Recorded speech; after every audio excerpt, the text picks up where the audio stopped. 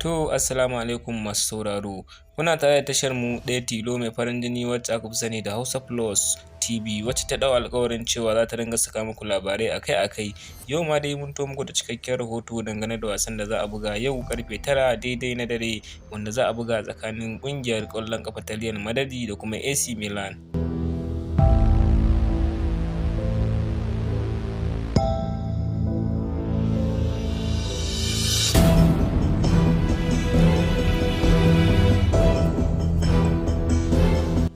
Akwai wani abu guda ɗaya wanda masu sauraro ba su sani ba. Ɗan wasan ƙwallon ƙafa na Real Madrid wanda aka fi sani da bayanin GR, wanda mutane suka san shi da cikakken sunansa wato Vinicius, ya ɗau alƙawarin cin ƙwallo 3 wanda ake nufi da hat-trick.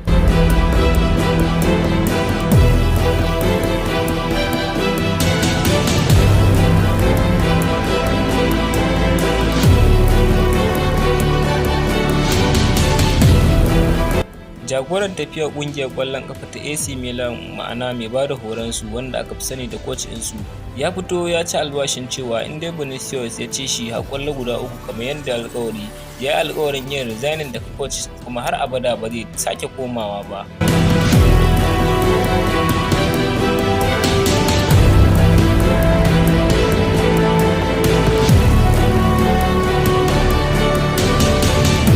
Shin a tunaninku Real Madrid za su iya cinye ƙungiyar ƙwallon ƙafa ta AC Milan, duk da cewa kulab ɗin Real Madrid babban kulab ne a sashen ƙwallon ƙafa kuma gaba baki ɗaya duniya? Shin menene ra'ayinku? Kada dai ku manta ku mana comment. Sannan wannan tasha ta mai albarka za ta dinga kawo muku labarai akai-akai.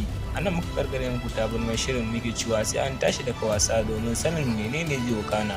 Kai subscribe domin sanin menene zai wakana a wannan tasha ta mai albarka.